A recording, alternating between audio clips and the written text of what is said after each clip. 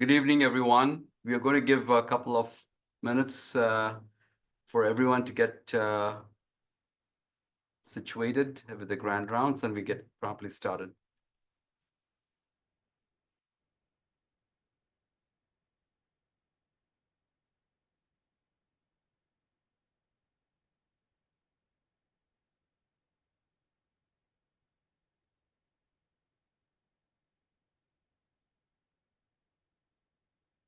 Maybe a few more seconds and we'll get started. All right. Good evening, everyone. So again, for the grand rounds tonight, we are really thrilled to have a wonderful lecture in evolution. So before we go into the presentation, I'm going to get started with the MOCs and CMEs. And let me just share my slides. So if you are seeing my slides for the CME credit for this session, please text 25688 to the number 888-816-4893 as an SMS message. And if you want the MOC, then you have the link, which will be again displayed. Once you complete the CME, you would have this code, Future 2025. And if you answer the questions correctly, you will get your credits directly to your ABIM account. Again, you can scan the barcode, the QR code, the CME credits, and the MOC points. You can do it now or within the 12 hours after the talks. I have a few more announcements to make. I wanted to first mention that this week and the last week, we are really celebrating the Amyloid Center, which has come into place for the last 2 years and is the second largest in the country. And would like to congratulate Dr. Sabi Bokhari, who received the New Jersey American Heart Association Community Impact Award for the work that he has put in to develop the center. And this has been really very well received across the communities in New Jersey. So these are some of the pictures. We were there in attendance together with our service line directors. You can see Connor Barrett, Sergio Waxman, of course, Dr. Bokhari receiving the award. And then, of course, we had the hardball. It was well attended. We also plan to have several CME sessions. One of the CME sessions that is lined up is the third Amyloid Symposium that is on the August 16, 2025. In the month of September, we are going to have an echocardiography symposium as well. And followed by that in October, we have also a service line cardiology symposium on October 18. So several sessions in play. So we really look forward to the academic year developing and evolving with all the important attributes that people are looking forward to. With that in note, now it's my time and my great honor to introduce today's speaker, Dr. Sharmila Dorbala. Sharmila, welcome. Thanks for taking out time and presenting to us an important talk. Dr. Dorbala is a professor of radiology, director of nuclear cardiology at Brigham Women's Hospital. But more importantly, she's a role model for her astute career that she has had in cardiology and nuclear cardiology. She came after her medical school in India, where she bagged 9 gold medals and subsequently had her internal medicine training, fellowship in nuclear cardiology, cardiovascular medicine fellowship from St. Luke Roosevelt Columbia University. Subsequently, she also had MPH from Harvard, and she went into faculty position in 2001 as an instructor at Harvard. And she subsequently has risen not only in her role as a professor of radiology, but also nationally. She has made pivotal contribution at different societies, ACC, AHA, American College of Radiology. She was the president of the American Society of Nuclear Cardiology in the years 21-22. And currently, she is the chair of the Medical Sciences Student Research um, uh, Council in the Society of Nuclear Medicine and Molecular Imaging. She has extensively researched in the area of multimodality imaging with a focus on PET and CT, focusing on macrocirculatory flow with several diseases, specifically more recently amyloid, and also molecular imaging. She has served as a grant reviewer for NIH and several international institutes. She is in the editorial board member of many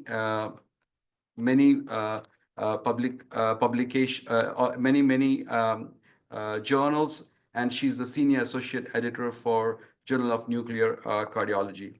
She's very well funded. In fact, she has got multiple R01s. She has over 300 publications, 20 book chapters, and she has been a role model and mentor for many young cardiologists across the country. With that note, Shamila, welcome. And to join Dr. Dorbala is also going to be Dr. Sabi Bokhari, who's going to be on the panel. And we will have first her presentation, followed by a panel discussion. With that, I'll open the floor to you, Shamila. Thank you so much, Dr. Sengupta, really for a very kind introduction. And I'm truly honored and excited to present about cardiac amyloidosis at your institution, where you have developed in a very short while a major center of excellence for imaging, cardiology, as well as now I hear the second largest amyloid center. So really congratulations to you, to Sabi, and everyone else in the team for this accomplishment. So what I'm going to do over the next 45 minutes or so is talk to you about molecular imaging, really how to illuminate the pathogenesis of amyloidosis using molecular imaging techniques. I'm assuming you're able to see my slides, okay? It's not yet come in, so I'm just going to wait Okay, for hold on. So let me share screen. sharing it. I thought it was previously sharing, so I didn't. Hold on. Yes. So let me share screen. Sorry, give me 1 second.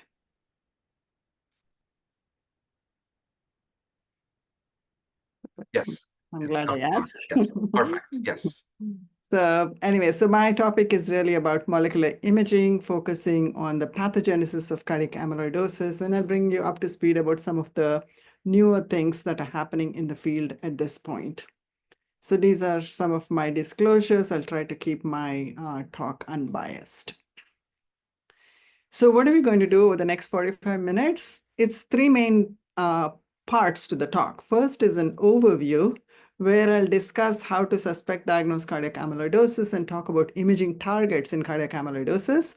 Then I'll spend some time on ATTR cardiac amyloidosis, AL cardiac amyloidosis, and give some concluding remarks. So in terms of the overview, as all of you are familiar, amyloidosis result from abnormally folded proteins accumulating as fibrils in various organ systems.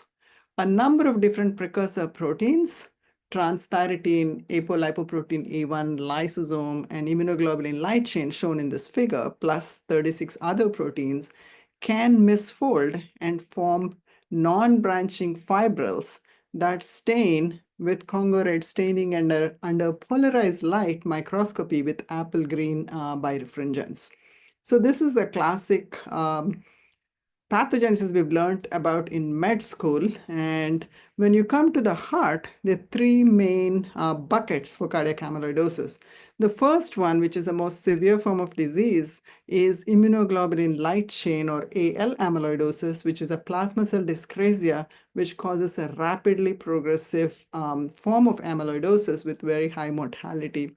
The other one that most of you are probably familiar now is the transthyretin form of amyloidosis, where transthyretin protein, which is also called prealbumin, can misfold and form amyloid fibrils. As you all know, this protein is produced by the liver, and in wild-type transthyretin disease, due to unknown insults, with aging, some individuals develop misfolding of naturally occurring what we believe wild-type transthyretin misfolding.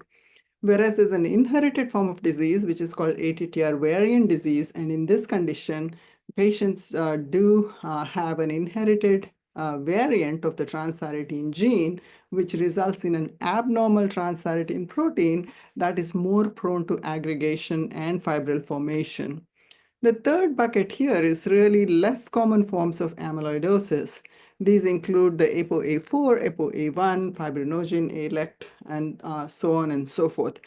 So it's important to remember that when you're faced with a patient who has suspected amyloidosis, we need to first very quickly make sure it's not the rapidly fatal form of disease, which can be treated and patients can be saved, or then make sure that this is not the most widely prevalent form of disease called the transthyretin. And if you've excluded those two, then you have a number of other forms that could be considered as causing the symptoms.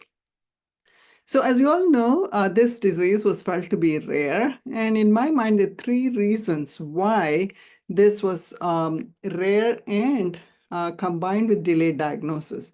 The first reason was transthyretin cardiac amyloidosis typically affects only the heart and the musculoskeletal system. Therefore, until about 10, 15 years ago, we needed endomyocardial biopsy to make this diagnosis, which always was a challenge because not everyone can do it. And by the time you wanted to do a biopsy, it used to be advanced disease. The second thing is the multitude of symptoms and limited diagnostic tools, right? These patients present with a number of symptoms, not just from the heart, but they could have musculoskeletal manifestations, gastrointestinal. In AL disease, they can have renal manifestations, so on and so forth. So people were not even thinking of amyloidosis in these particular cases. And the last reason for the underdiagnosis was really what we would bucket it under as a therapeutic nihilism. This was in the pre-therapeutic era where we felt like, what if we made a diagnosis, we really didn't have treatments to treat this condition. So the combination of all these three factors really led to delayed diagnosis of this condition, and significant underdiagnosis is what we believe at this point. That has changed substantially, especially since 2019. We now have FDA-approved treatments for the transthyretin form of disease. Tafamidis, as most of you may have heard, was approved and has been available for clinical use since 2019. Acoramidis, another oral TTR stabilizer, was approved last year, is now available commercially.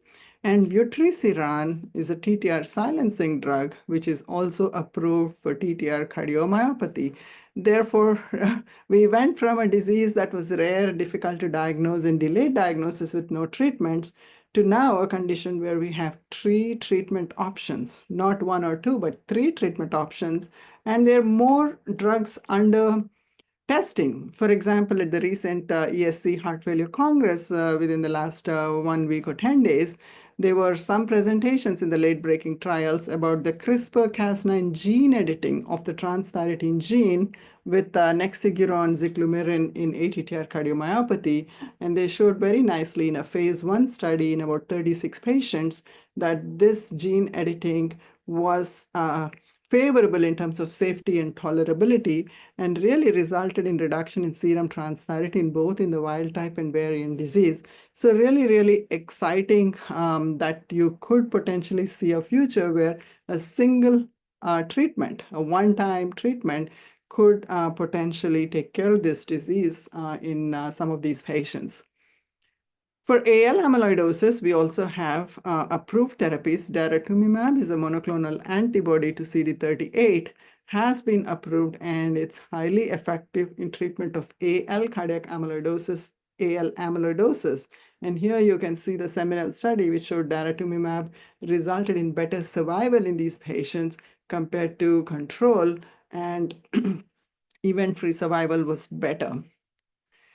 But we know that the precursor protein therapies, whether it is TTR therapies or AL therapies, were targeting the protein that was leading to amyloid formation. But as far as we know, these precursor protein treatments were not targeting the fibrils.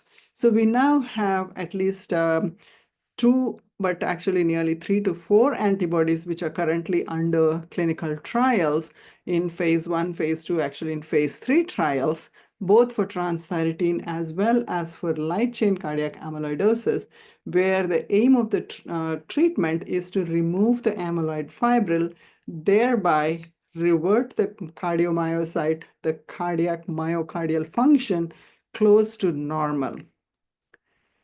So what about the multitude of symptoms? So we spoke about how AL and ATTR cardiac amyloidosis really cause distinct manifestations, and it can be quite confusing when you see these patients. They can have cardiac, musculoskeletal, neurologic, or autonomic dysfunction, and GI symptoms as well.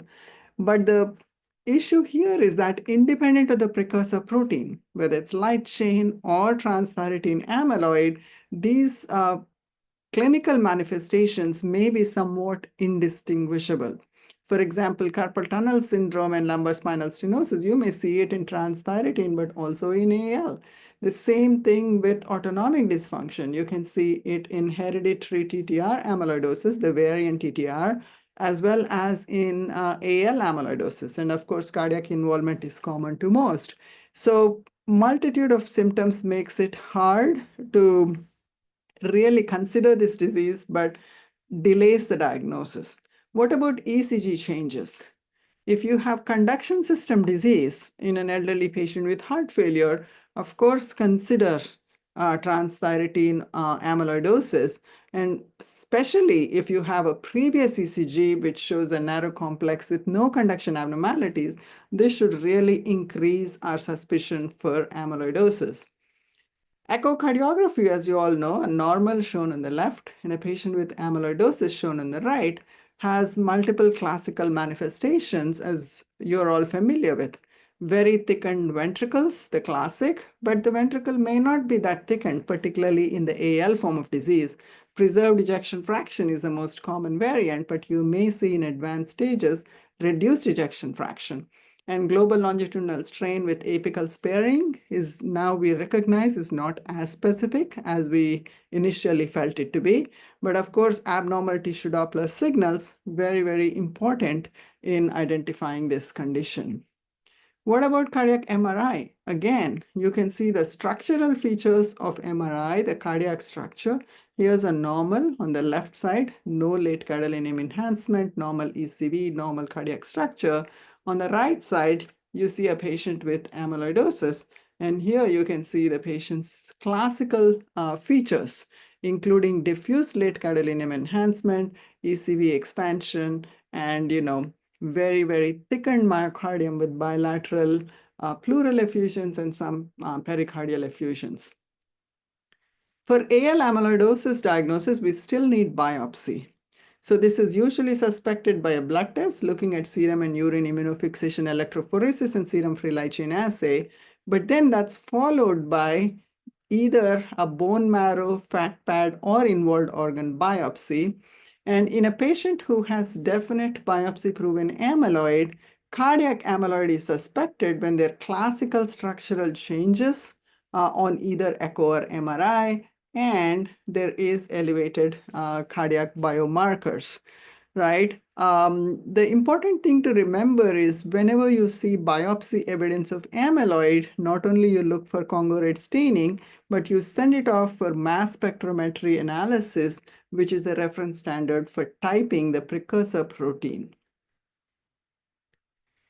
But transthyretin cardiac amyloidosis has a pathway where you don't need biopsy. Here you can look at a patient who has a classical echocardiogram where you have excluded a plasma cell dyscrasia by serum and urine testing, and then perform bone avid tracer cardiac scintigraphy. And if these 3 steps are completed and you see a patient who has what we would call grade 2 myocardial uptake equal to rib uptake, or grade 3 myocardial uptake greater than rib uptake, then these patients could be non-invasively diagnosed as transthyretin amyloidosis, and they can be included for therapy. They can be treated based on these results, and they can actually be enrolled in clinical trials based on these results. Heart biopsy, as we all know, is confirmatory in these cases because this disease is diffuse, and unlike sarcoidosis, in this situation with amyloidosis, you are more likely to make a definitive diagnosis. But of course, it's an invasive procedure. It's typically not considered in an early disease situation because the wall thickness is not increased.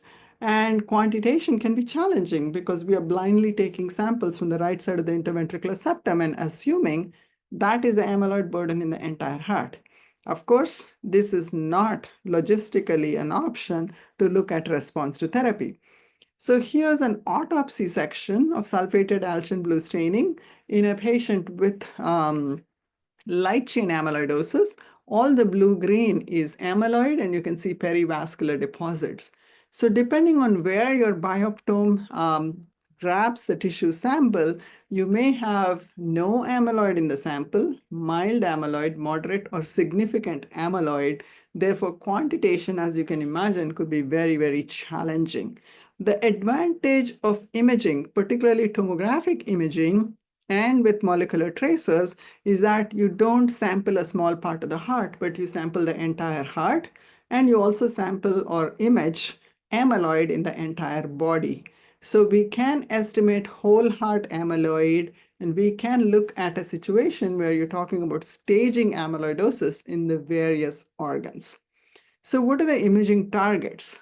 If you look at a schematic of a normal heart with cardiomyocytes and extracellular volume, extracellular space, with hypertensive heart disease, you have myocyte hypertrophy, typically with LVH on echo, on ECG. With infiltrative pathology, you have thickening of the walls, typically involving maybe both chambers, left and right ventricles. You have expansion of the extracellular space with this infiltration, and your ECG may show high volts or may not. It may show low voltage ECG. So in the case of amyloid, this is what is causing the infiltration. Your echocardiogram may show biventricular thickening or MRI, but MRI is the only test that can tell you that the space between the cardiomyocytes, the extracellular volume, is expanded, right? But however, we can't tell either with echo or MR definitively that this is amyloid and not some other form of infiltration. And radionuclide molecular tracers are typically the only tests that can tell us that this is amyloid. And we do have a number of SPECT tracers, technetium labeled pyrophosphate, DPD, HMDP, and we also have a number of PET tracers. These were originally developed for imaging Alzheimer's disease or beta amyloid in the brain, but we are looking at results from multiple centers looking at off-label use of these beta amyloid tracers in imaging cardiac amyloid. Aprotinine is discontinued, not widely used, and technetium labeled SAP is not helpful for imaging the heart, whereas it could be useful for imaging liver and spleen, and it has been used in UK and in some countries in the EU. So let's start with transthyretin cardiac amyloidosis. This is the seminal study in a large number of patients, nearly 400 with biopsy, which showed that patients who have grade 2 or grade 3 PYP positivity in the absence of a clonal process by using these testing, this test is nearly 100% specific for transthyretin cardiac amyloidosis. Therefore, you can avoid biopsy. And that is what is incorporated into the clinical diagnostic criteria that we looked at earlier. The biggest value of getting a non-biopsy diagnosis for this disease was that we are now able to look at patients who are asymptomatic and patients who have suspected amyloidosis. So a number of different studies have looked at the prevalence of transthyretin amyloidosis in HFpEF patients with increased LV thickness and hospitalization, 13%, surgical aortic stenosis, 6%. This is from Dr. Sabi Bukhari's group, TAVR patients, 16.6%. And in the community, the Mayo Clinic has shown that about 10% of the men with HFpEF age over 60 and 12 millimeter wall thickness have transthyretin amyloid. carpal tunnel surgery, multiple studies have shown that you may see up to 8 to 10% of the patients who may have not only amyloid in the carpal tunnel tissue, but also amyloid in the heart, and that is detected. The carpal tunnel amyloid is detected about 8 to 10 years before cardiac involvement. What about the prognostic value? We have data from Dr. Bokhari's group with two other centers combined here, showing that patients who have a high heart to contralateral ratio have worse prognosis compared to patients with a preserved heart to contralateral ratio. The same thing with DPD using heart to whole body ratio. So a number of algorithms are proposed. I'll show one of them here. When you suspect amyloidosis based on either heart failure or other musculoskeletal or systemic manifestations, then typically patients will have either echo and or MRI. Based on that, if you suspect amyloidosis, then go ahead and evaluate for a monoclonal process. If that is normal, you could proceed with bone avid tracer scintigraphy. If that is negative, for the most part, amyloidosis is excluded. If that is grade 2 or grade 3, amyloidosis is confirmed and you perform a genetic testing to look at whether it's wild type or variant TTR. In patients who have grade 1 amyloidosis, so it's not negative, but it's not definitively positive. In those patients, further evaluation with MRI and or biopsy is recommended because this could represent early amyloid or it could represent some unusual forms of amyloid. Rarely, some of the variant TTRs and in other patients, even if the PYP is grade 0, you might consider further testing with MRI and or biopsy. What if the light chain evaluation is not normal? Then refer them to a hematologist, right? And they may consider a biopsy and or MRI, exclude amyloidosis, or definitively diagnose AL cardiomyopathy. There's a small group of patients where you might see abnormalities isolated abnormalities in free light chain levels because of renal dysfunction. And in these patients, you can use this modified kappa lambda free light chain ratios, which have been reported from the NAC, the National Amyloid Center in London. And if these were normal, then these patients can go on to have bone avid tracer scintigraphy. This testing is now included in heart failure guidelines, both in the ACC/AHA guidelines as well as in the ESC guidelines, and these patients can receive therapy based on non-biopsy diagnosis. These are data from the TAOS registry, a few years old now, which showed that non-biopsy diagnosis, shown in this brown bone avid scintigraphy, is now taken over tissue-based diagnosis for transthyretin amyloidosis in these patients. Data from the NAC show that compared to 1 decade prior, in the current era, you're seeing more patients being diagnosed with early stage disease, so-called NAC stage 1, which is prognostically better than NAC stage 3. Again, suggesting that using a non-invasive approach, we are able to identify disease early. The next advance in this area is really looking at quantitation. You can look at standardized uptake values in a negative, grade 1, grade 2, grade 3, and this will get us closer to what we have with oncology-based imaging, and with modern SPECT CT scanners, we are able to quantify the amyloid, and this may have value in looking at response to therapy. So in terms of tracking changes, right? So we are looking at cardiac amyloid, its impact on cardiac structure and cardiac function. And we know that echocardiography and MRI could be very, very helpful for cardiac structure and function evaluation, whereas molecular imaging of amyloid is really the only test that can detect early disease before any changes in structure and function. So using quantitative methods, we can study changes in amyloid burden, possibly even before changes in structure and function. So here's a study showing a reduction in DPD uptake after therapy with patisiran from the NAC.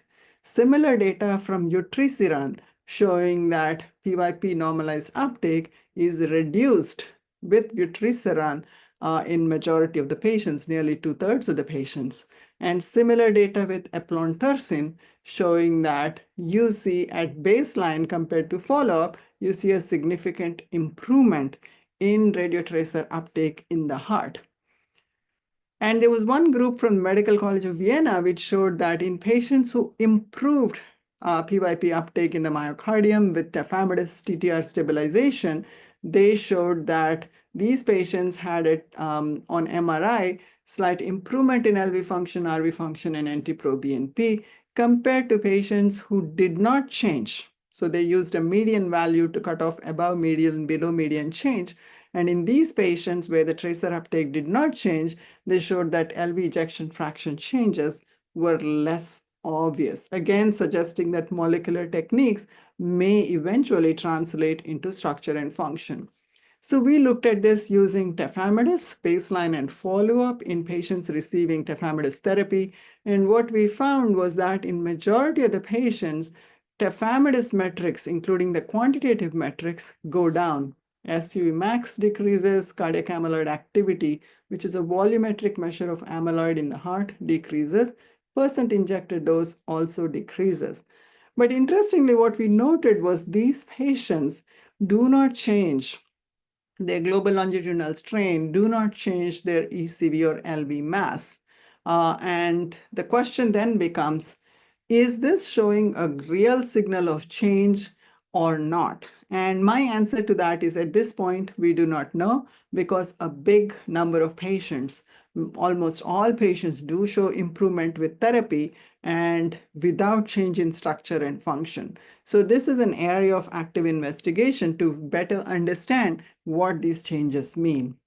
So when you look at the antibody-based trials, so this is the phase 1 trial of the TTR antibody, and you can see that again here, patients who received antibody, the DPD, cardiac DPD uptake decreased significantly. Whereas here, the patient was on placebo at 4 months, no change, and then received therapy, you can see a substantial decrease. And similarly with MRI, you show a gradual decrease in ECV. And at the bottom, you see ECV did not change with placebo, but then changed with treatment. So again, we do have molecular ways to look at changes, and we need to have a better understanding of what this represents. So lastly, from the SPECT tracer perspective, there's this tracer called P5+14, which can image all forms of amyloid. So here's data showing that in patients who have healthy volunteers, we have no uptake in the heart. Transthyretin amyloidosis, you see uptake in the heart. And here you can see AL patients also showing uptake. So we may now have a new SPECT option of tracer to image not just transthyretin, but AL and other forms of disease as well. So how did PYP, DPD, HMDP transform the care of patients with ATTR cardiomyopathy? It actually looked at a disease that was considered rare and fatal, which needed biopsy, and disease that was treated symptomatically, just heart failure therapy, avoiding beta blockers and all. Now with bone avid tracer scintigraphy, we know that biopsy can be avoided. This led to really new drug development and enrollment of patients in clinical trials. And these patients, the imaging-based studies have led to a better understanding of epidemiology of the disease. And we are soon looking at prevention or slowing of disease using information obtained from the bone avid tracer. But SPECT imaging, we still have certain questions. And the questions that we want to understand more is we don't know really what exactly the PYP, DPD, and HMDP binds to. When you see uptake, it's highly specific for amyloid, but when you don't see, but we don't know whether it binds to amyloid or amyloid-associated molecules. And this is where I think molecular PET tracers have an advantage in that we have a much better understanding that the molecular PET tracers bind to amyloid fibrils. Therefore, the signal represents amyloid and not amyloid-associated molecules. So let's look at AL amyloidosis. Okay, so the SPECT tracers are poorly sensitive and do not reliably detect AL amyloidosis. So here's where we have a number of PET tracers. The beta sheet ligands, which have been shown to bind to the beta sheets, and a new tracer called I-124 evuzamitide, and this also binds to the electrostatic negative surfaces on heparin sulfate proteoglycan, which is highly abundant on the amyloid fibrils. And the good thing about this particular compound is it does not bind to non-amyloid heparin sulfate proteoglycan, therefore really improving the specificity for fibril detection. So multiple investigators, including us, looked at these beta amyloid tracers for diagnosing ATTR and AL amyloidosis. And all the studies consistently show that in AL amyloidosis, the signal intensity with these tracers is much higher compared to transthyretin amyloidosis. The signal intensity is low. But we know that compared to controls, both AL and ATTR are detected by these beta amyloid binding tracers. With this floor beta Ben, we know that the early imaging time point is more important than later imaging time point. Histologic studies, we perform this and others also, show that in patients with transthyretin and AL amyloid, the tracer by autoradiography co-localizes with the amyloid deposits. And in controls, you don't see any focal uptake. Here, in fact, this patient has multiple malignant melanoma with a secondary in the myocardium. You can see no tracer binding to the melanoma deposit, right?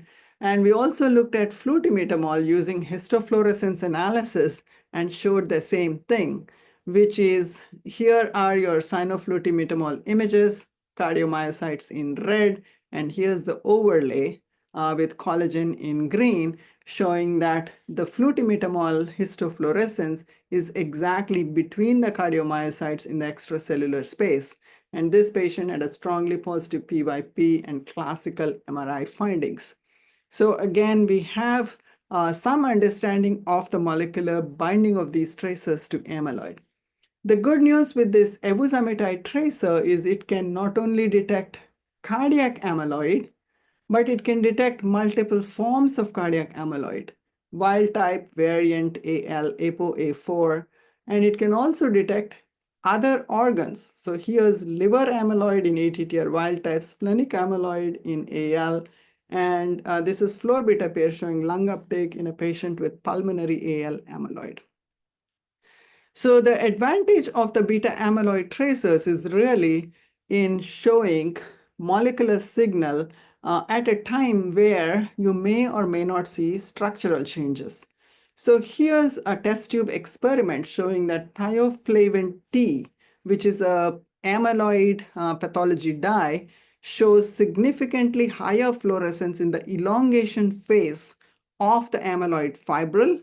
And because all of these beta amyloid tracers are structurally similar to thioflavin T, we also postulated that MRI and echo will show abnormalities when you have a lot of fibrils, but floor beta pair and the beta amyloid tracers may show a signal in the elongation phase of amyloidosis.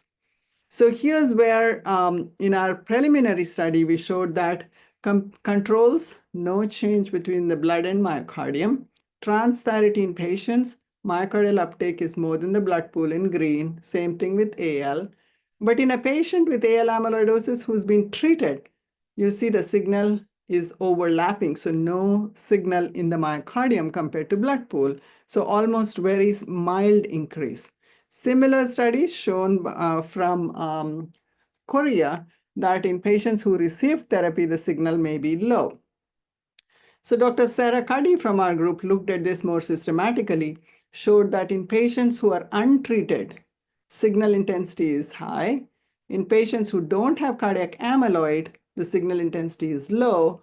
In treated patients, the signal intensity is lower than the untreated, but higher than the non-amyloid. So this tells us that amyloid fibril persists in the heart even after treatment of the plasma cell dyscrasia, and that we do need fibril-directed therapies. So here's two patients, both are non-cardiac amyloid by clinical assessment. And in one patient, you see extensive florbitapir uptake, in the other, very minimal and just background uptake. Both of them, echocardiography was normal. So there's also data from other sites showing that early detection is possible. Here's C11 PIP positivity with a normal MRI. And this is Jonathan Wall's data using evusamitide, showing that in patients who are clinically negative, PET can still be positive. So these patients did not have clinical evidence of cardiac amyloid, but PET is still positive. So in the interest of time, I will skip the next few slides, but just point out that you can detect AL pulmonary amyloid with these tracers, and we can also detect right ventricular amyloid. And in fact, the question that we asked was, does RV amyloid be detected? Can we detect subclinical amyloid? And do metrics of RV structure and function correlate with florbitapir uptake and cardiac biomarkers? And then ultimately, what is the cause of RV dysfunction in AL amyloid? Because we know that RV dysfunction is a poor prognostic marker in amyloidosis patients. And what we showed in this particular study is patients who have RV uptake, much worse outcomes. But what we found was what drives events in these patients with RV amyloid is not LV amyloid or pulmonary amyloid, but it's actually just the RV amyloid burden, right? Because we questioned whether these patients have bad heart failure and significant LV amyloid. And we felt, is this because of LV amyloid with backfilling and increased pressures in the right heart? Or is it pulmonary amyloid increasing afterload to the right heart? But it turns out that it is RV amyloid, and molecular tracers could tell us. LV amyloid, when it is increased, these patients have worse outcomes. This is shown with C11 Pittsburgh B compound, two separate studies showing the same. We looked at the prognostic value of florbitapir. Again, patients with high uptake, much worse outcome. No uptake of florbitapir, better outcome, and in between. But most importantly, what we found was that the association between amyloid in the heart and major adverse cardiac events is actually driven by NT-proBNP using mediation analysis, suggesting that it's actually cardiomyocyte stretch from all this uptake that is leading to adverse outcomes in these patients. So the one key component that I mentioned earlier, in transthyretin, you have a lower signal compared to light chain amyloid. So we compared evusamitide to florbitapir in the same patients, underwent both PET scans, and what we found was that with evusamitide, AL and ATTR are nicely diagnosed, better than controls. But when you look at both tracers, what we found was that in AL, both tracers have similar uptake, but in ATTR, you see much higher evusamitide uptake. Why is this relevant? It's relevant because transthyretin amyloid is the most common form of amyloid, and early detection of transthyretin amyloid is an area of intense research and clinical interest because we now have treatments. So if you look at a negative pyrophosphate scan, how confident are we that this patient does not have amyloid? And when we went ahead and did florbitapir PET on this patient, you can see intensely positive, and this patient turned out to have AL amyloid. So this test does not pick up all forms of amyloid and can miss the most severe form of disease. On the other hand, you have a case like this, where your cardiac MRI ECV is very borderline, right? But the amyloid PET is positive. Here we know that this patient has cardiac amyloid based on the PET scan. Whereas on this side, you see a patient whose study is completely normal on the MRI and completely normal on the PET scan. In this case, we are very confident that this patient does not have amyloid. So I think molecular tracers can have an extremely important value in diagnosing these conditions, where a positive test can confirm cardiac amyloidosis and a negative test can definitively exclude cardiac amyloidosis. So more data are needed, and phase 3 clinical trials in untreated, unselected cohort of patients is what we need. So this is almost the last slide of mine. We have 2 ongoing clinical trials. The first one is called the REVEAL study. It's a phase 3 open label multi-center study of evusamitide. 15 centers in the US will participate, including your own center, and Dr. Bokhari will be the site PI here. We are trying to recruit 200 participants looking at diagnostic accuracy of evusamitide compared to independently adjudicated cardiac amyloidosis. This study is completing, we hope, enrollment by October of this year. There's another ongoing study using florbetaben, and this is primarily focusing on AL amyloidosis, and few centers in US are participating, but it's mostly a European trial. So with that, I want to thank you all for your attention, and I wanted to give out big thanks to my entire amyloidosis team here and a number of junior researchers, and to all the study subjects, the families of the subjects, and the various funding agencies that have really funded our study. Thank you very much for your attention. Thank you very much, Dr. Dorbala, for this amazing overview. It's fascinating journey here, and so many questions that come to my mind. And thank you, Dr. Bokhari, for joining us. I have one question which I wanted to ask, and both of you can tell me and educate me. So what I heard is that we still do not understand, even if the patient is getting the therapy and clinically is improving, yet the imaging markers like maybe the size of the myocardium or the function may lag or may not show changes. The question is, since this is an interstitial compartment, do you think it's the myocardial stiffness which we don't measure? Because if I'm just trying to understand what we should be measuring as a clinical parameters, because the stiffness of the myocardium is typically not easily measurable by non-invasive imaging.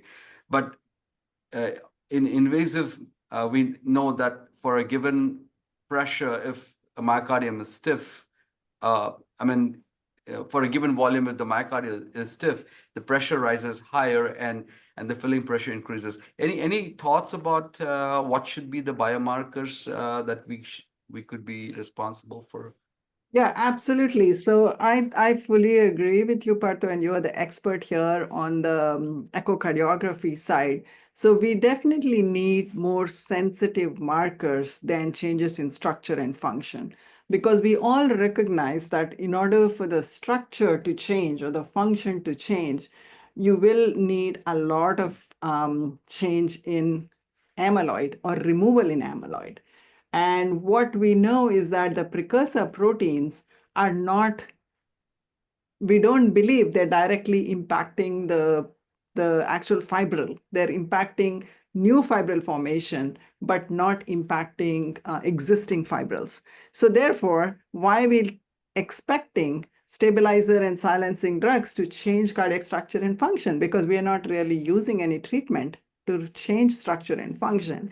So the molecular signal could change in some of these patients, because we know from the cancer literature, metabolic changes in the tissue can be captured by molecular techniques. And when you look at metabolic changes, they may occur before changes in CT or MRI, even in cancer literature. So the cancer may still look positive on the CT or MRI, but your FDG metabolic signal can improve. So I think we just look at the same analogy, and we do need better techniques. So I didn't really go into that, but we are, I'm sure others have also published on this, to look at something like the fibroscan for the liver, right? To measure myocardial stiffness using ultrasound techniques. And we looked at a Philips product to measure the intrinsic velocity propagation of myocardial stretch, which we call IVP, and we used high frame rate echocardiography. And we showed that this can actually separate out patients with similar ECV, but probably different myocardial stiffness. So what we did in that study is we compared the intrinsic velocity propagation in two hypertrophic diseases, HCM compared to thickened ventricles from amyloid. And what we showed that in patients with HCM, this signal is low compared to patients with amyloid, and it probably has to do with the fact that we have selected healthier HCM patients compared to amyloid patients. But still, we were able to find within amyloid patients heterogeneity. We were able to show some people who had a high value and others who had low value. And what we found was that the patients who had a low value of stiffness using this elastography method, these patients tended to have lower markers of disease severity of amyloidosis. So their NT-proBNP and troponin T and all of them were lower compared to patients who have higher myocardial stiffness by this. But I could not agree more with you. And I do think the other area where echocardiography needs to advance is really have targeted bubble contrast for amyloid. So we now have a lot of ultrasound enhancing agents for looking at bubbles for cavity opacification, to look at myocardial perfusion. But the next stage, ultrasound is so globally used. The next stage would be when there's a thick ventricle, could we have an ultrasound contrast with molecular bubbles that can target amyloid fibrils and show us that? I know that there's some efforts for molecular tracers for MRI, but so far I was not able to convince anyone yet to push the ultrasound part forward. We've been talking to people for the last 8 years now, but maybe things will change soon. That's great. Sabi? No, that's excellent. Shamila, thank you so much for a great talk. Always enjoy listening to your talks. Quick question about serial imaging, right? So to look at the response to treatment. I know you have shown some very nice images, and all of us have seen response with patisiran or with vutrisiran or with TAF on the images. But we have also seen patients whose biomarkers have gotten worse, but there's improvement on the imaging scan with the serial. Or we have seen that there's no improvement in the imaging and the biomarkers have improved significantly. So do you do serial imaging on your patients with SPECT tracers? Oh, excellent question. I think the real key word there is SPECT tracers. So we do not perform serial SPECT tracer imaging for looking at disease response. We do perform serial transthyretin levels, which with stabilization, they can go up. With silencing therapies, the transthyretin levels go down. We do perform echocardiography to follow up. We have not really used MRI even for follow-up of these patients. And I kind of somewhat compare this to the sarcoidosis story, where we start with MRI for sarcoidosis. And if it's positive, then we do baseline FDG and follow-up FDG. With amyloidosis, I think most of the times we start with radionuclide imaging. And if that is positive, then we follow up not with radionuclide, but with echocardiography or maybe MRI. And I don't know if PET tracers will make a difference in the future. Among the PET tracers, if I can ask one quick other question. Among the PET tracers, you have a lot of experience with florbetapir. You have published a lot on florbetapir.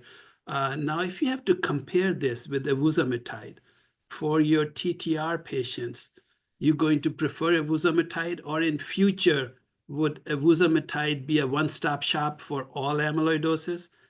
And Yes. another one quick thing is, why did they decide to label it with iodine 124 instead of fluorinating? Excellent. Both excellent questions, Avi. Very, very critical questions. To answer the first question, I think the phase 3 trial will answer that, because we will know most patients will have PYP and they will also get evuzametide PET scanning. So we will know if evuzametide is able to identify more cases than PYP. And some of these patients where the PYP is negative and the PET is positive will go on to have endomyocardial biopsy. So we'll know that information. At this point, I see the value of PET tracers as being the so-called pain amyloid. So if a PYP is negative, our confidence that the patient does not have amyloid is not high. 28% of the patients who had endomyocardial biopsy proof of amyloid were negative with PYP-DPD using the grade 2, grade 3.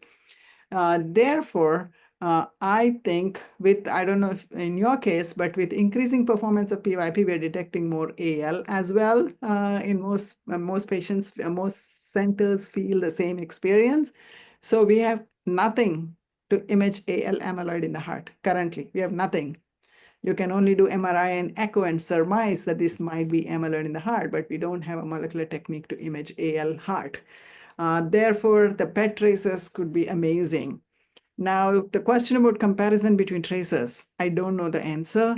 In our little small trial, evusamotide seemed to have better pickup with TTR than with F18. But as I showed you, florbetapir uptake is higher than controls in both TTR and in AL. So for the early disease detection, I think the evusamotide may win for early disease detection, the gene positive patients that you're following up and things like that. Now, you asked a question about why I-124. I do not know the answer. When they developed this tracer, they were hoping that they could image, even now, they're hoping that they could image the kidney. And they felt like with F18, you can't image the liver and kidney. And I haven't really shown you cases, but I showed you one case.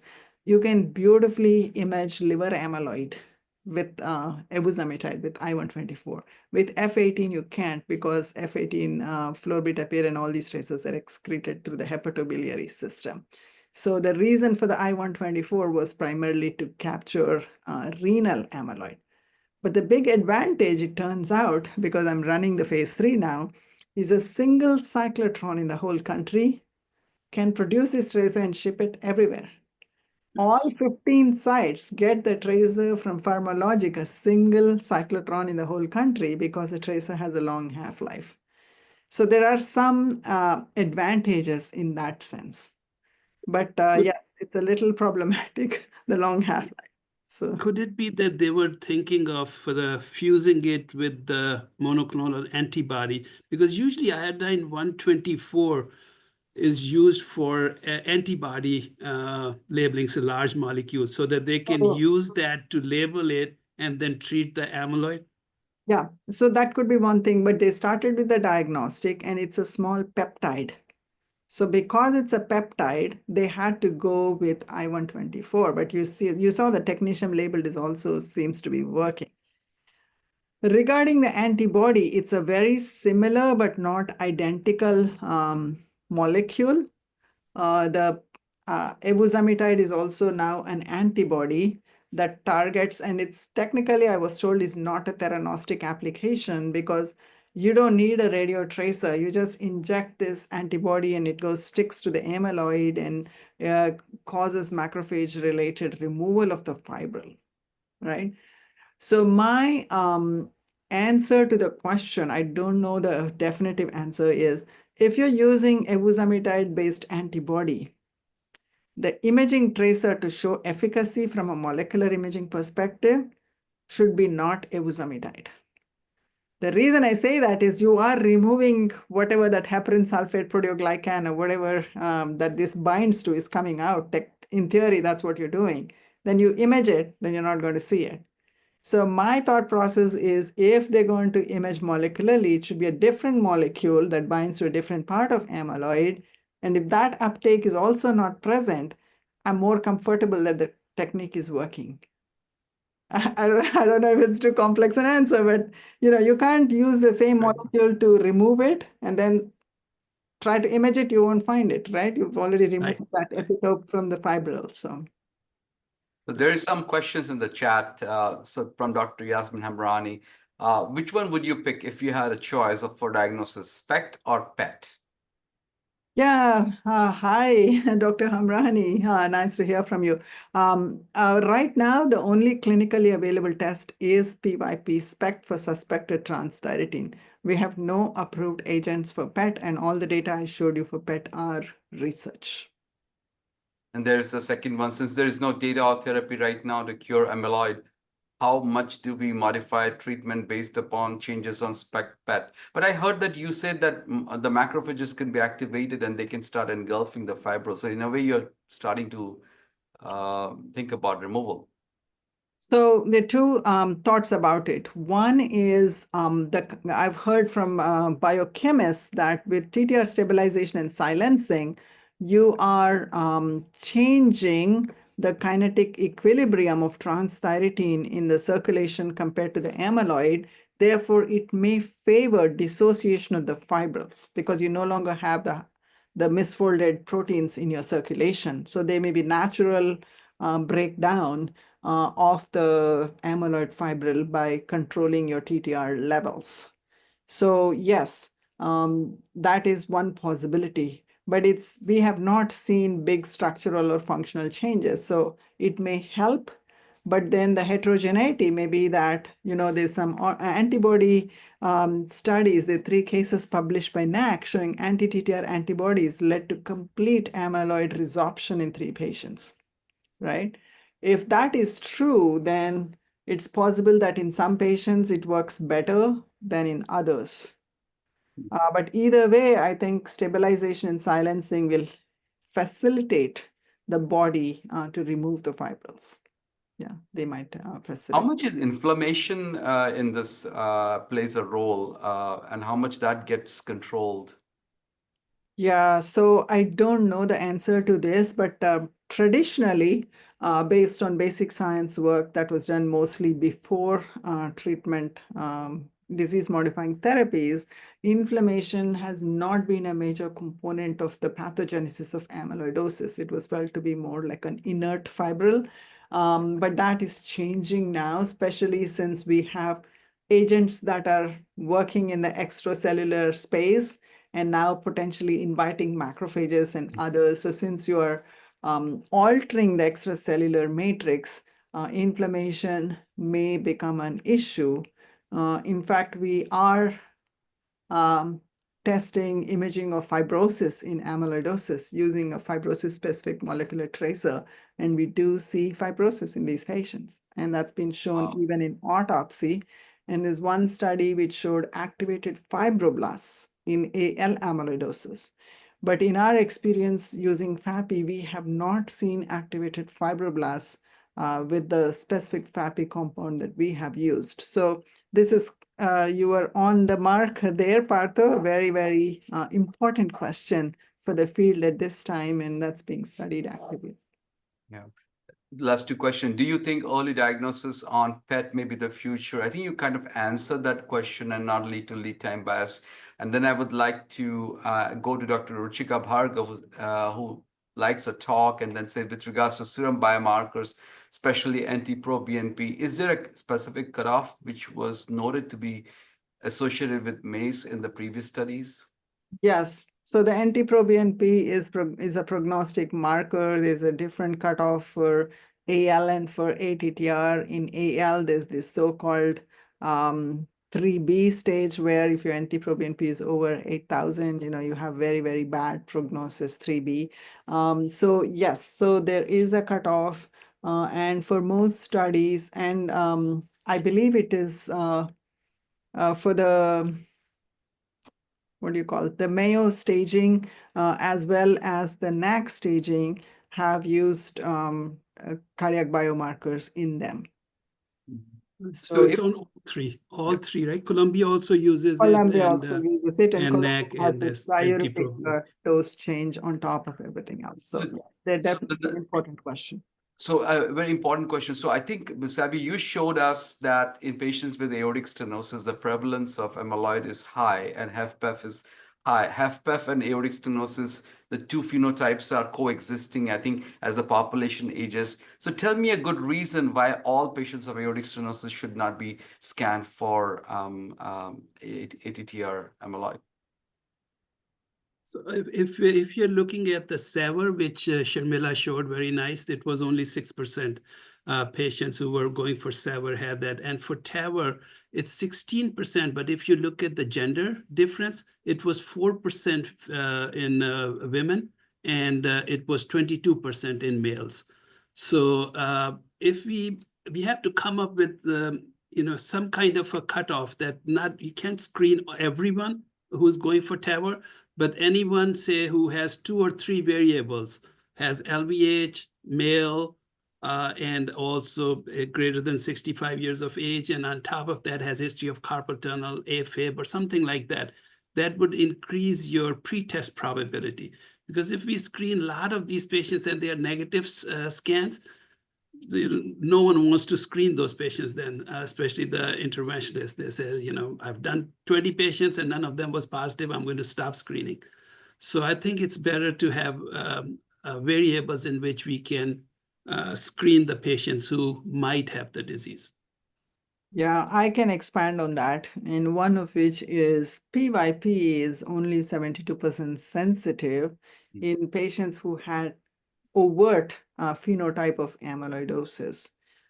So the question is, if you want to detect early disease in aortic stenosis patients, the numbers that we are citing now may all change with PET tracers, right? And if we have enough emerging data that so the challenge with the PET tracers, I can already tell you here is, if you see PYP negative but PET positive cases, right?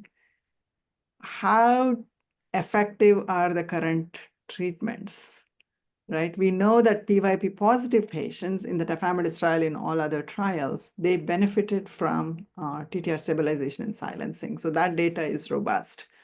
But the question is the early phenotype, where your PYP may be negative and ebusamotide may be picking up early amyloid, or the other traces may be picking up early amyloid.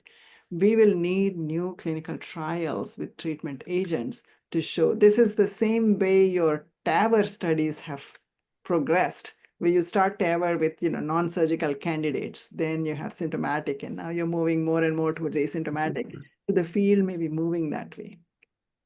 And of course, I would want to probably talk about the AI approaches with ECG and echocardiogram is really coming at a very fast pace and with the ability. So we may have also a screening availability with some of these low cost effective tools that might be into consideration as well. All right, so I think that was an amazing overview. I think the field is really moving very rapidly and it's become so specialized.